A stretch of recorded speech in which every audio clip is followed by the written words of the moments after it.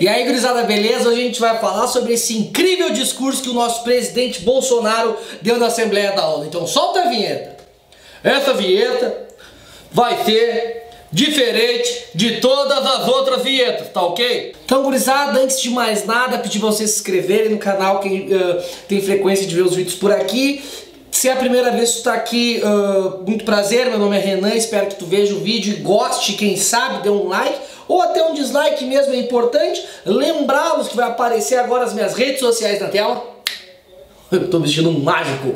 Então apareceu as redes sociais na tela e também vai aparecer meu PicPay. Peço encarecidamente, tá ouvindo esse eco aí, ó?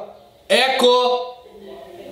É porque eu não tenho microfone decente, equipamento decente. Então peço que vocês compartilhem no PicPay, tá? Tem gente já mandando dinheiro pro PicPay, olha que alegria. Pra quem não sabe como funciona o PicPay, é um serviço de pagamento online onde tu cadastra teu cartão de crédito e ganha uma coisa chamada cashback.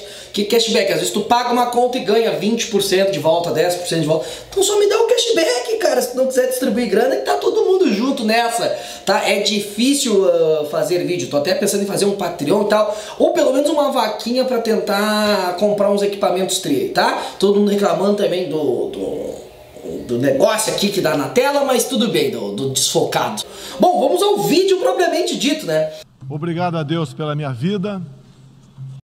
O nosso presidente Bolsonaro, ele foi fazer um discurso na Assembleia da ONU e por tradição o Brasil é o país que abre a Assembleia.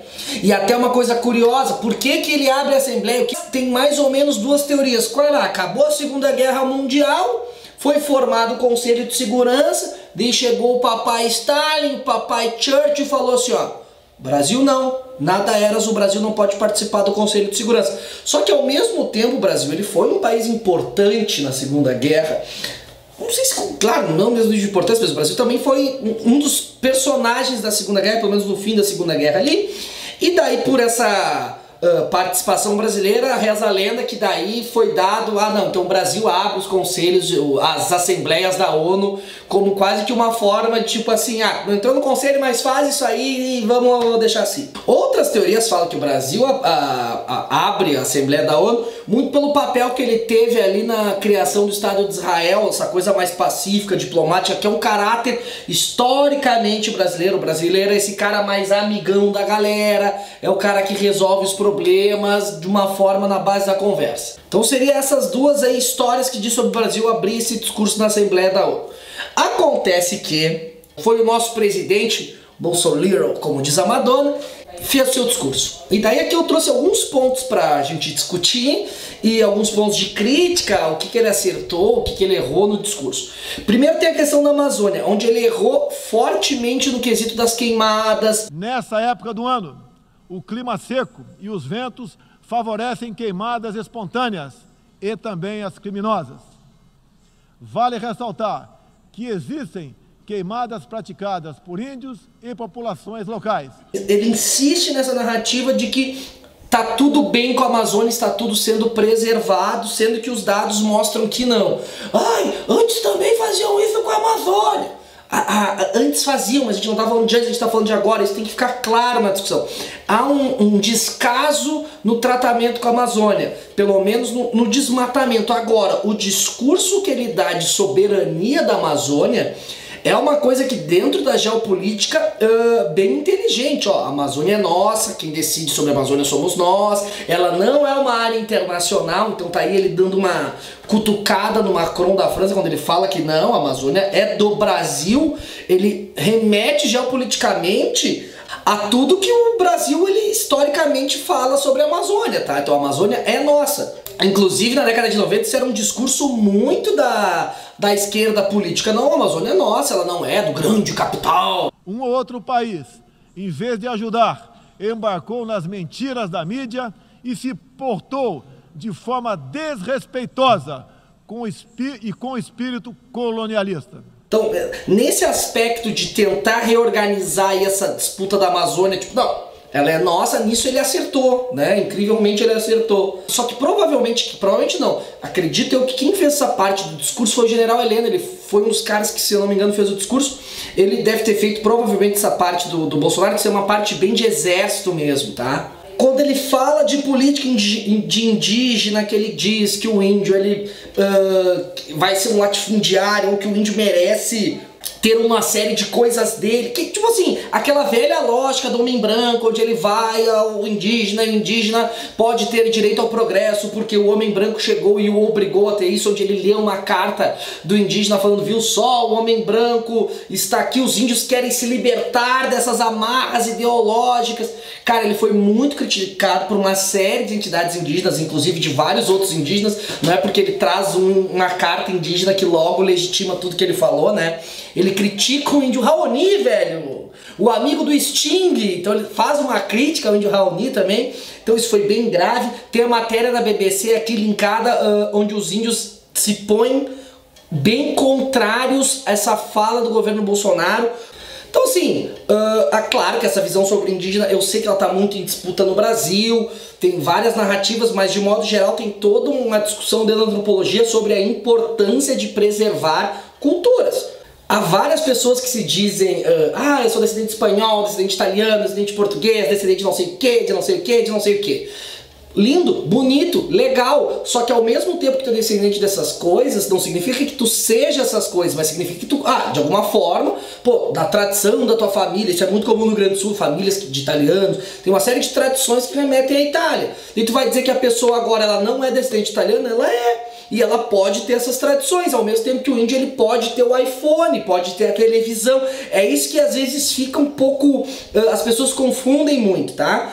Depois de falar de índio, de falar da Amazônia, continuou o show de horror. Continuou o show de horror. Tem uma série de twitters rolando aí, de tweets muito engraçados, dizendo tipo bingo do Bolsonaro. Então tipo assim, falou de ideologia de gênero, flertou novamente com a ditadura. O discurso dele seria perfeito historicamente se ele tivesse em 1970, onde havia esse medo do socialismo. Meu país esteve muito próximo do socialismo.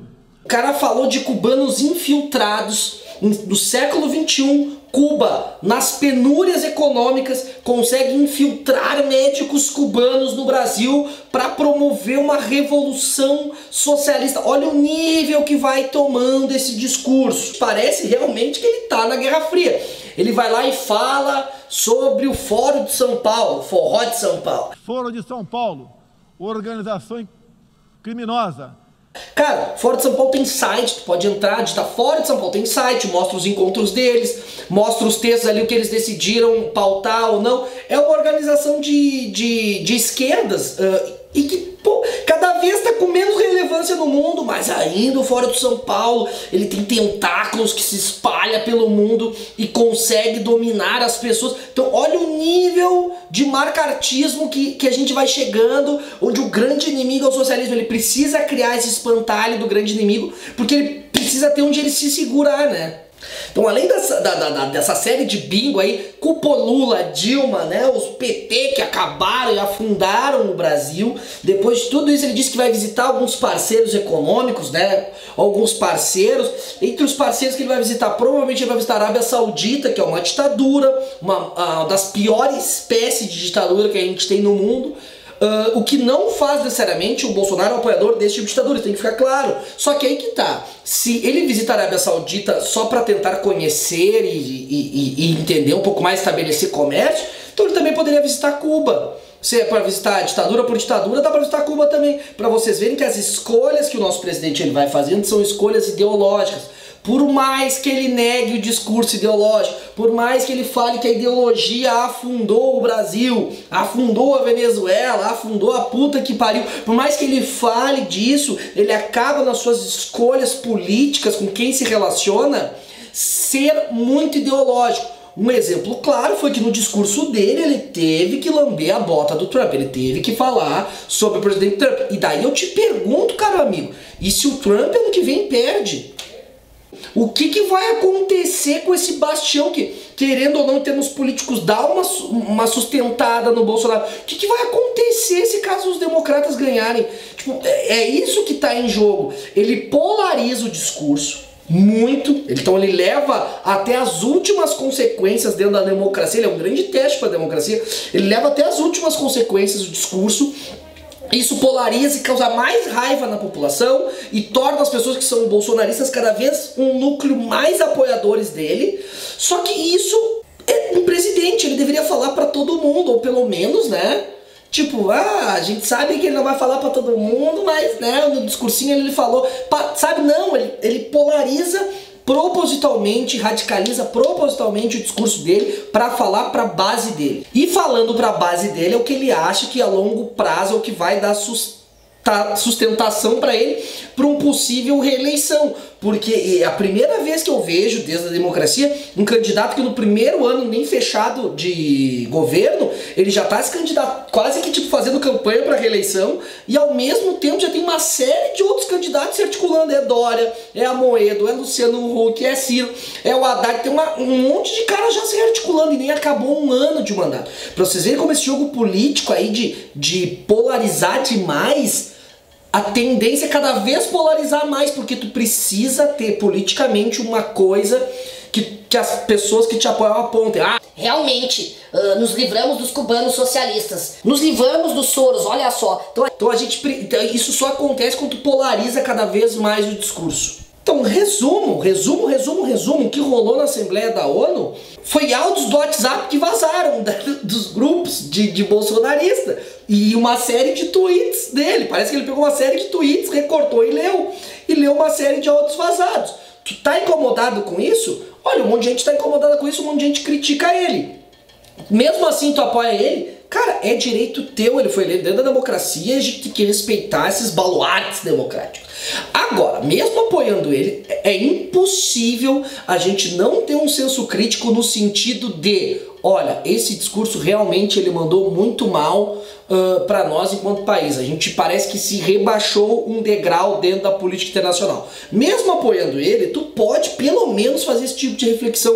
E é isso que eu tô te pedindo aqui, tá? Então se porventura tu concordou com o discurso dele, escreve aqui embaixo o que é que tu concordou. Mas não, eu acho que todo o discurso dele, ele falou realmente o que deveria falar, só que assim, isso não é quinta série. Não é quinta série. A gente tem que parar de agir politicamente como país, como se a gente fosse o país de quinta série que come cola. Deu de comer cola. E acusem o Bolsonaro de tudo, menos de mentiroso. Porque em nenhum momento o Bolsonaro mentiu. E em nenhum momento ele está fazendo algo que não fosse esperado. É essa reflexão que a gente tem que fazer. A gente sabia que esse cara poderia fazer esse tipo de discurso, tá? Então vamos refletir isso também. Então, gostando ou não gostando do Bolsonaro, fica essa reflexão dessa vergonha que a gente passou em termos de política internacional, ok? Lembrando minhas redes sociais, segue aí, PicPay também, colabora aí, e era isso. Beijo no cérebro de todo mundo e tchau!